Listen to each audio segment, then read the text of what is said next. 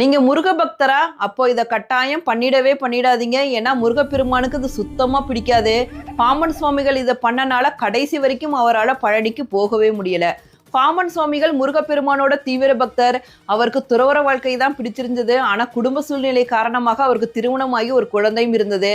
ஆனா எப்படியாவது துறவறம் பூண்டணும் அப்படின்னு நினைச்சுக்கிட்டு இருந்தாரு. ஒரு நாள் அவருடைய நண்பர்கிட்ட நான் பழனிக்கு போறேன், துறவறம் பூண்ட போறேன் அப்படின்னு சொல்றாரு. இதை கேட்டு அதிர்ச்சி அடைந்த அவருடைய நண்பர், முருகப்பெருமான் உனக்கு உத்தரவு கொடுத்துட்டாரா அப்படின்னு கேட்கிறாரு. அதற்கு பாம்பன் சுவாமிகள் துறவற வாழ்க்கைக்கு ஆசைப்பட்டு, ஆமா முருகப்பெருமான் என்னை பழனிக்கு வர சொல்லியிருக்காரு அப்படின்னு பொய் சொல்லிறாரு. அன்று இரவு அவருடைய கனவுல தோன்றிய முருகப்பெருமான், ஏன் நான் உனக்கு பழனிக்கு வர உத்தரவு கொடுத்ததாக பொய் சொன்ன அப்படின்னு கேட்கிறாரு.